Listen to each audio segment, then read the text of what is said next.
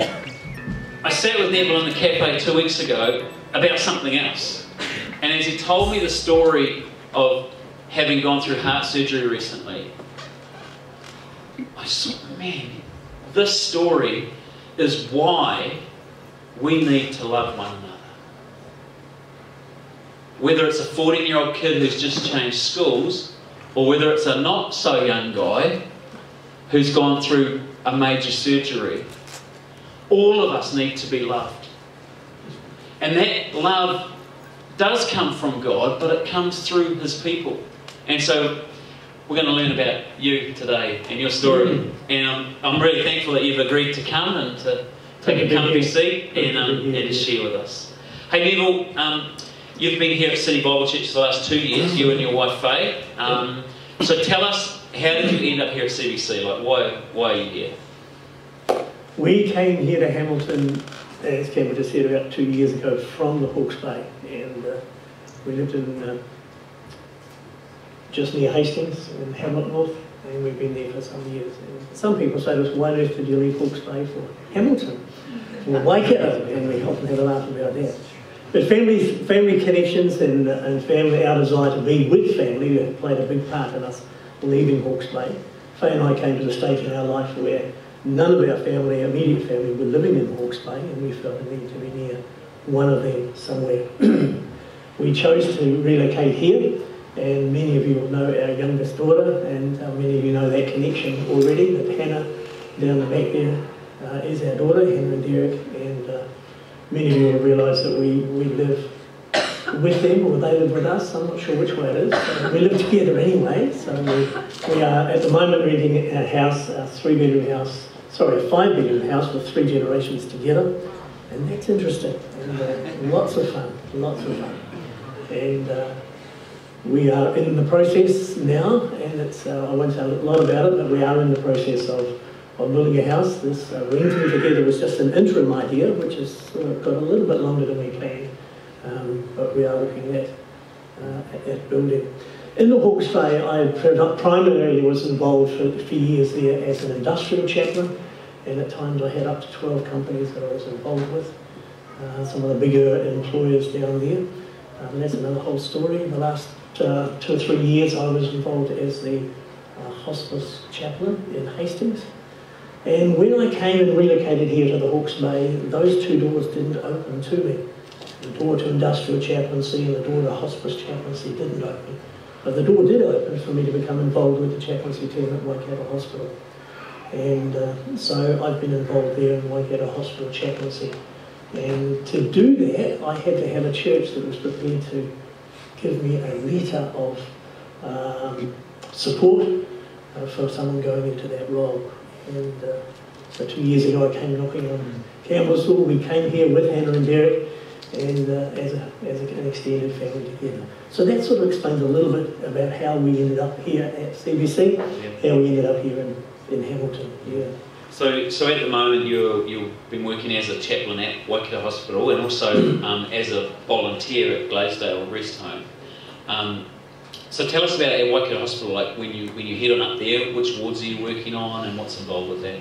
I've got 2 roles at Waikato Hospital. One is as a volunteer chaplain, and as a volunteer chaplain you are assigned a ward that you visit on a regular basis. So the ward that I've been involved in, a couple of wards, is the CCU, which is the coronary care unit. And a lot of people coming in there are people who obviously don't expect to be there, and people who are often away from home, because Waikato Hospital, particularly the coronary care unit, covers a very broad area, including Taranaki and including right through the Waikato, including Taupo, including people from all sorts of places, Tauranga across to Gisborne. So people are often away from family, away from home, and there are certainly needs to talk with people. So that's one area, one of the roles. Another role is that I'm actually also a locum chaplain, which means I can fill in for the chaplains when they need somebody. And at times I will take a Sunday morning service in the chapel up there at the hospital. So yeah. Another area that people might be interested in is that in the Hawke's Bay you were involved in creating radio programs, and you're still involved with that today? Still involved with that, yeah. I put together a couple of radio programs each week, and they are broadcast on access radio. Some of you might be familiar with access radio. But particularly in the Hawke's Bay it's called Radio Kidnappers, and in the Manawatu it's Access Manawatu. So I have been able to continue doing that here, and it was actually through, I won't go long story here, but it was actually through being here at CBC and going out for lunch, one of those sort of soup and buns type lunches that you know, sitting around talking over the table, and then I found out, within the first few weeks here, I found out about Word of Life, and at the building there they have one room designated as a little studio, and that's where I've been using that little studio to make some of my programs. So, yeah. No, that's awesome. So, so Neville, we'll cut to the story within the story. That's suddenly one day your chest is not doing what it should be doing. So tell us about that day, because that was a big day in your life. It was a Tuesday, and as in many households, when you get to the end of the day and the meal is being prepared, it's sometimes quite good to take younger members of the family out for a walk, and it's quite good to take older members of the family out for a walk as well. So I was trying 2 or 3 times a week for my own health just to go out for a bit of a walk, and so I would put Harvey in the buggy or get the girls to do that, and then I would go for a walk. So that's what I was planning to do. On the Friday previous, Faye and I had driven to Taranaki. We went to a funeral in Taranaki on a Saturday, drove home Saturday afternoon. Sunday afternoon, I wasn't feeling too good. I was a little bit tight in my chest, and I ended up saying to Faye, I think I'd better go and have a checkup. I hadn't been to a doctor since we'd been in Hamilton, nearly 2 years.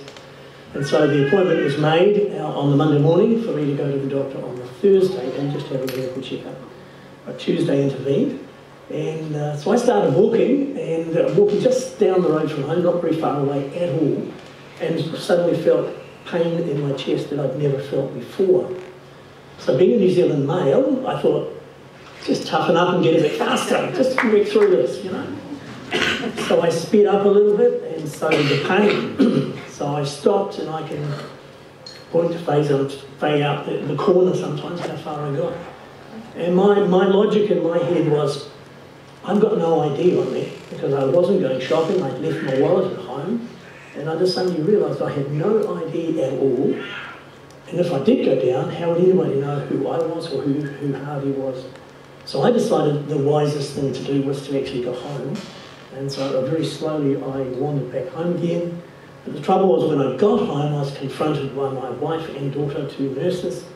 And we laugh about it now, because I walked in the door and presented to them what, from a nursing perspective, was classic heart symptoms. I was saying tightness of chest, shortness of breath, pain down my arm, all those sorts of things.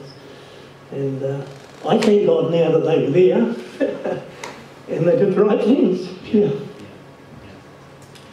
So yeah, I won't go into all the detail, but that night was ambulance to hospital. Yeah. So you're rushed into hospital. Yep. And it's all happening pretty fast, and you're about to go and get your first lot of tests. Tell us about what happened there, because I mean, you had an amazing provision. Yeah. Tuesday night was about tea time here, and we ambulanced to hospital, spent the whole night Tuesday night, which was a long night in ED. Wednesday morning, they wheeled me to a ward, and guess what ward they took me to? CCU. Guess what ward I visit as a chaplain? CCU. I'd been there Tuesday morning visiting CCU. Anybody who's familiar with CCU, there's a 1, 2, 3, sort of 2 wards, 1 and 2 this side and 3 over here. I was visiting on 3. Wednesday morning they wheeled me into 2. Staff immediately recognised me and said, "What are you doing here?" I won't go into all the detail, but it was a busy morning. I hadn't been there very long. They took 4 attempts to put a lure in my arm. Finally got one in. And then this nurse, a male nurse, a young man, was assigned to be my nurse for the day, and he said to me, "Neville, you've got to go and have an angiogram, and one of the attendants will come and get us very soon." And while he was saying it, a man walked around the corner, and he was the man to take me away. And they were ready to wheel my bed out the door, and I said, "Well, just a moment, if we're going somewhere, I just need to go to the bathroom." So they let me wander to the bathroom, and then when I came to washing my hands, then I hear a voice from behind me. And he says, God will be with you. He said it twice. And I turned around and here's this young man standing behind me. Had my files in one hand and a defibrillator in the other hand, because I wasn't allowed to leave the ward without a nurse and a defibrillator. And he said to me, he looked at, that's when he said it the second time. So I couldn't hold his, I couldn't shake his hand or do anything. So I sort of gripped his wrists and thanked him for his comment. We went out and they put me back on the bed and wheeled me off to have the angiogram done.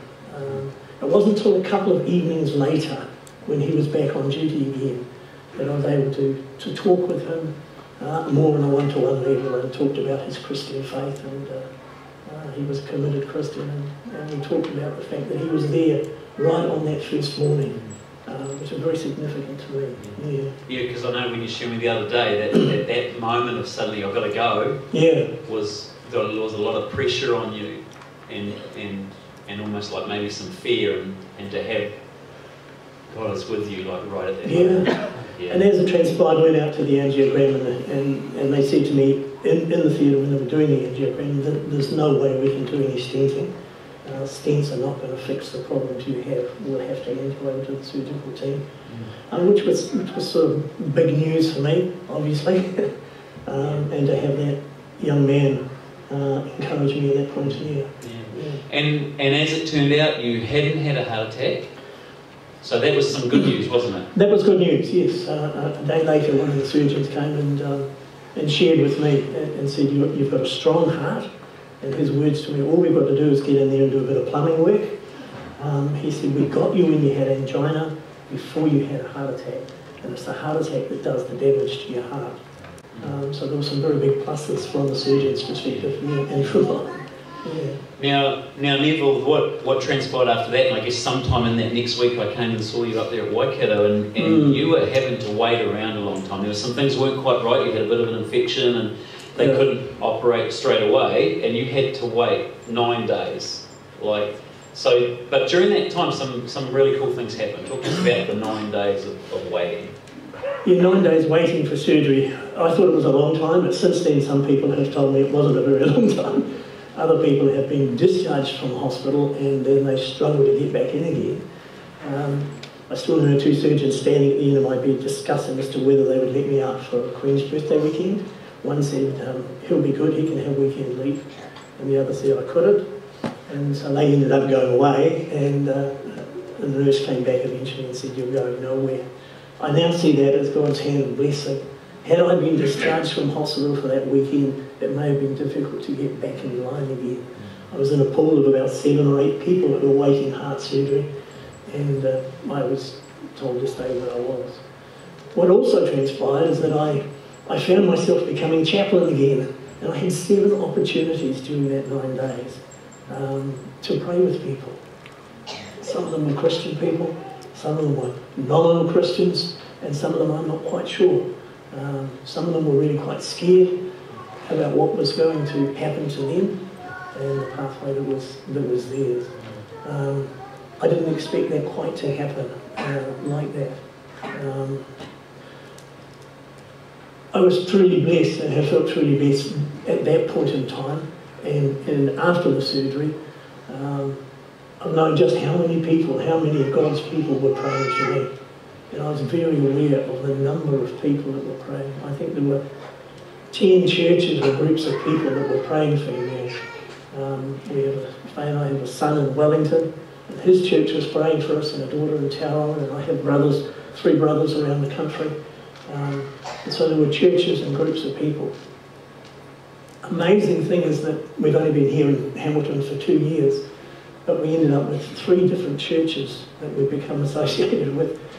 Not that we go to 3 churches, but I've done a little bit of preaching at Fairfield Baptist Church, and we've been a little bit involved with Whiriora Bible Church as well. And 3 churches, and you folks here, have just been so kind and so good to us as a couple, as a family, in the provision of meals, particularly in the prayers and the people that have come and visited. Sometimes I struggle to know who the person is, and they introduce me as somebody from here or somebody from there. And so we've been very, very blessed with the realisation that God's people have been around us and been praying for us. During that time, something else became important as, I guess, part of your waiting, and that was your journal. Do you want to introduce us to your journal? I don't know who it was. Somebody in my past, some time ago, said to me, if you ever end up in hospital, make sure you get somebody to buy you a notebook and journal as best you can. I don't say I'm pretty good at journaling, I'm not. But one of the first things I said to Faye, go and buy me a notebook. Make it spiral bound so I can turn it backwards easy if I have to.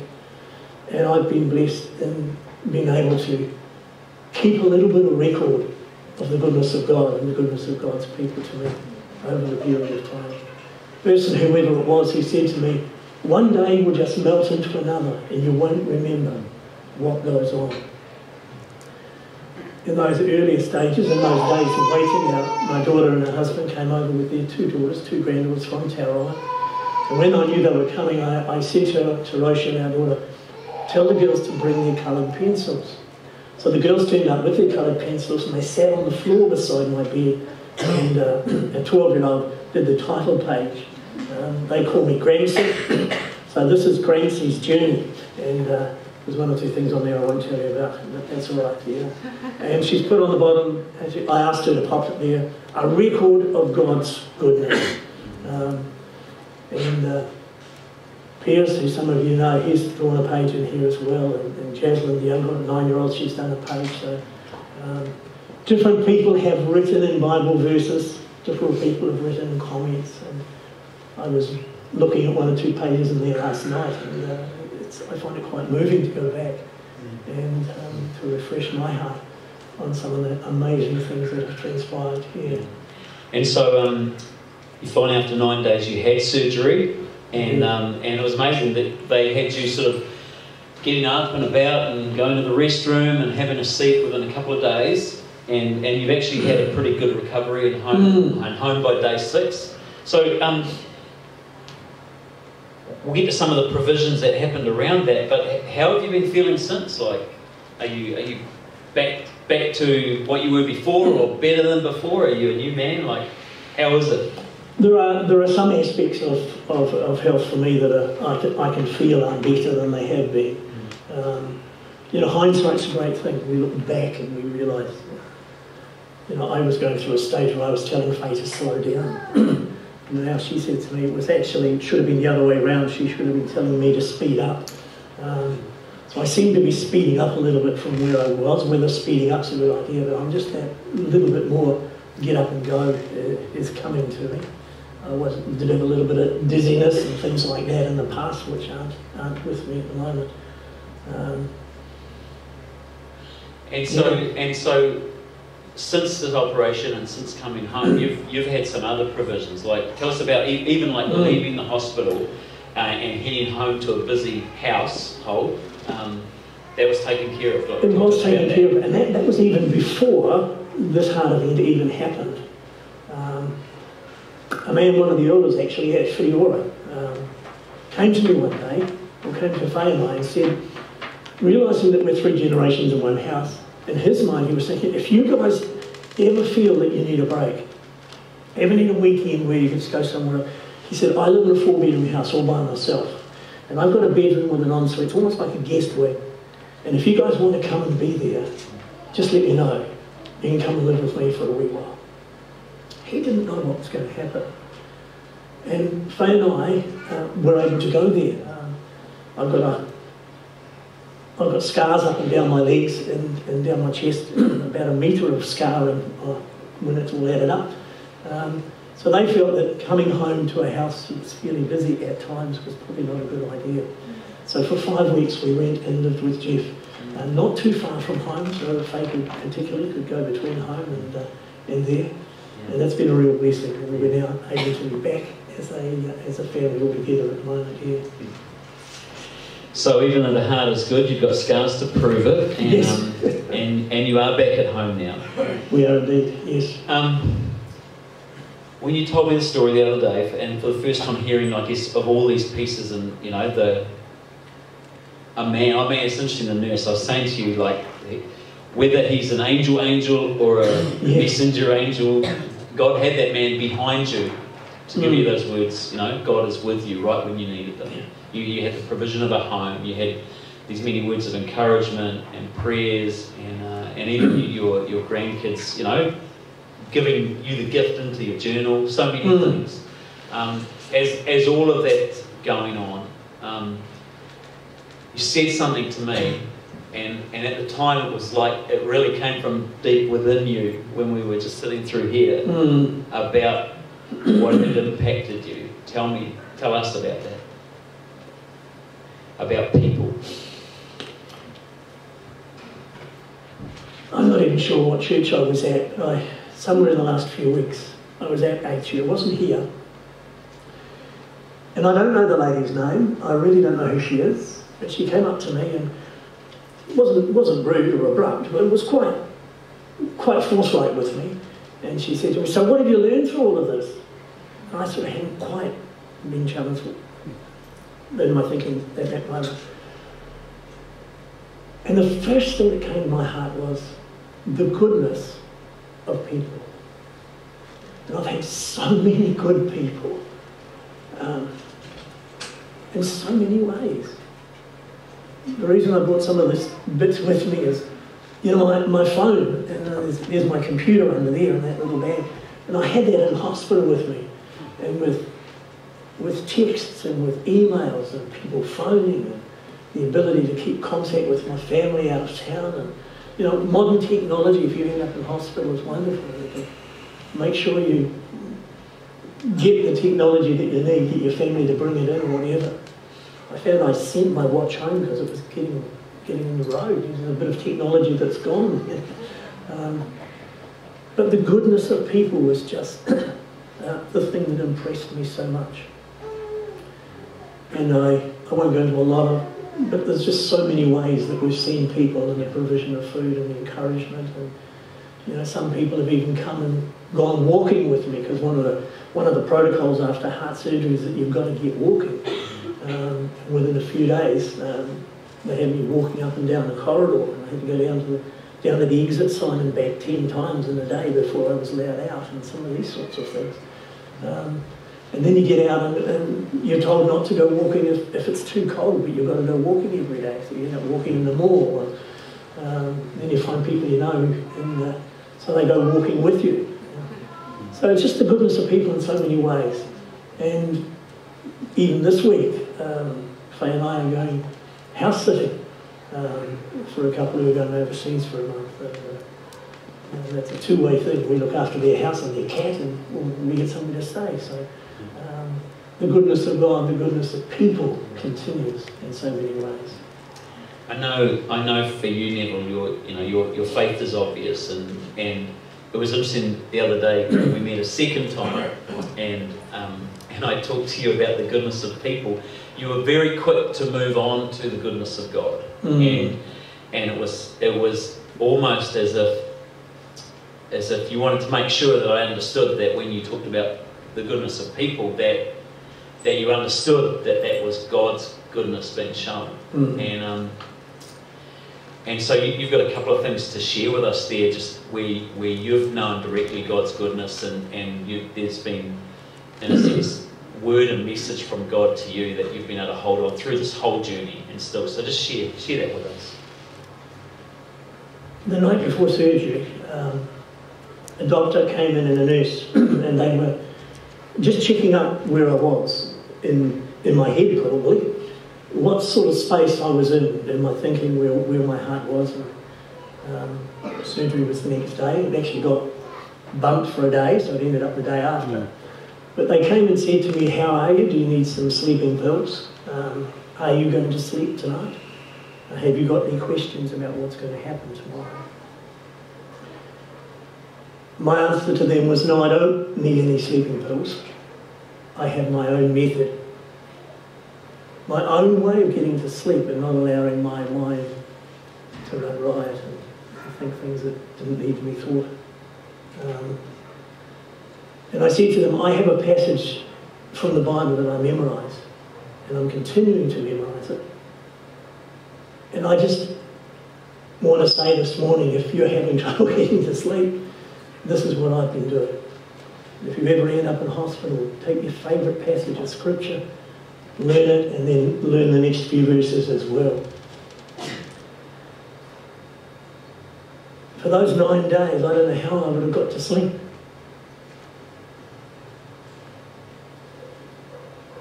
Without these verses. And a song that goes with it, and we can listen to that in a moment. Praise be to the God and Father of our Lord Jesus Christ. In his great mercy, he's given us new birth into a living hope through the resurrection of Jesus Christ from the dead, and into an inheritance that can never perish, spoil, or fade. This inheritance is kept in heaven for you, who through faith are shielded by God's mighty power, I put the word mighty in there, until the coming of salvation that is ready to be revealed in the last time. There's a good sermon in there.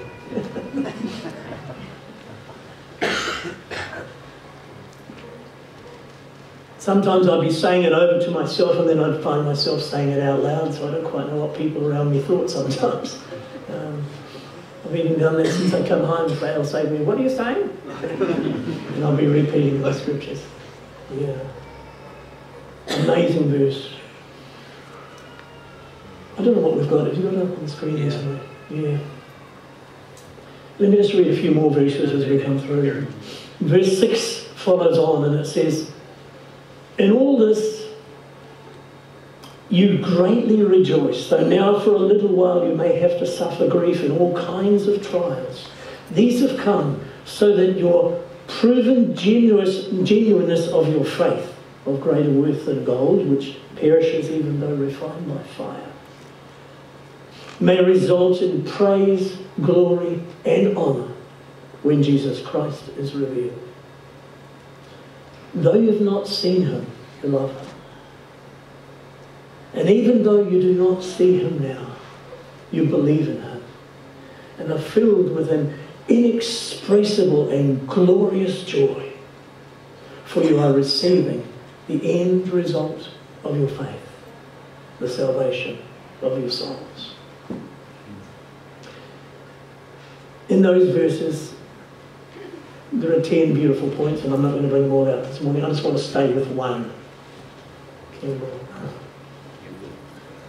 He's getting scared when I say 10 points. I just want to go right back to the beginning, and it talks about God in his great mercy has given us living hope through the resurrection of Jesus Christ from the dead. It's not, I hope to have lunch. It's not, I hope to do this or I hope to do. It's not that. It's a certainty. It's a certainty. I am certain of the hope that I have. And I held on to that hope, the certainty of that hope, that no matter what transpired in the next few days, I had a certain hope because of the resurrection of Jesus Christ. He rose, therefore I will rise. Go back to 1 Corinthians 15, it's a beautiful chapter. Well, I had my Bible there so I could go back to those sorts of places. I had my computer and my Bible and my phone and a pair of earphones as well. You know, I didn't make too much noise in the room. Yeah. But those things are the reason. Are the reason that I got to sleep and the peace that came into my heart came through those truths. I'm not saying that's the passage of scripture anybody has to work in their heart. You might have a favourite passage of your heart. I'm sure you will have. Grasp hold of your favourite. I mean, this beginning, 3 and 4 and 5, I've preached on it. That's a favourite passage of mine. I'm extending myself into 6, 7, 8, 9 and learning a little bit more and putting it all together. A fantastic passage here. Praise God for the living hope that we have in Jesus. I had a song. We're going to come to the song. Yeah. Is that okay? Okay. Because we're going to finish with the song. Because Okay. I think it's a beautiful chance for us all to reflect.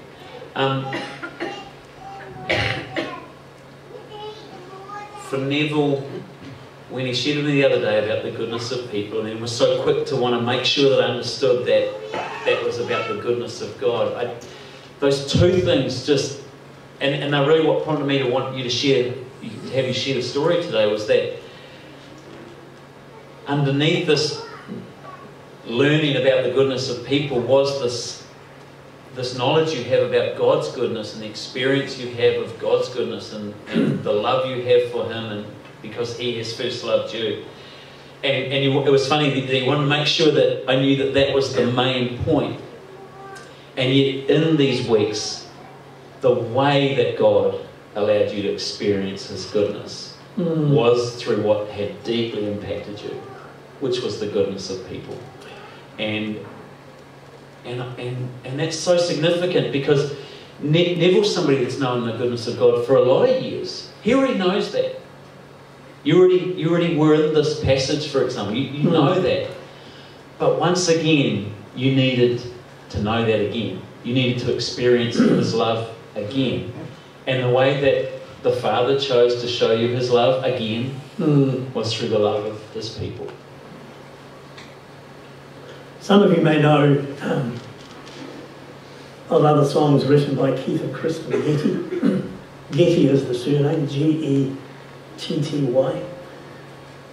Just a couple of years ago, in September of 2016, this particular song was released.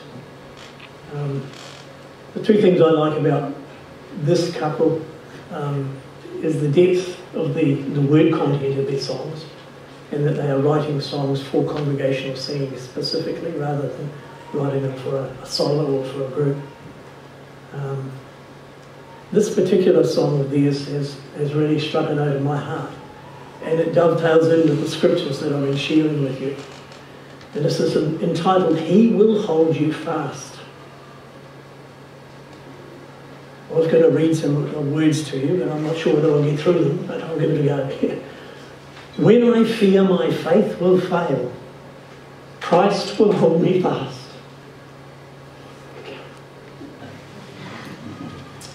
When the tempter would prevail, He will hold me fast. I could never keep my hold through life's fearful path. For my love is often cold, He must hold me fast. He will hold me fast, for my Saviour loves me. He will hold me fast. So I played that with tears in my eyes. Night after night after night. I'd recite those scriptures and play that song and put my head on the pillow and go to sleep. He will hold me fast. I didn't know what was going to happen. I didn't know where it was going to go. And I didn't know how my recovery was going to go. Recovery was going well, praise God. He will hold me fast.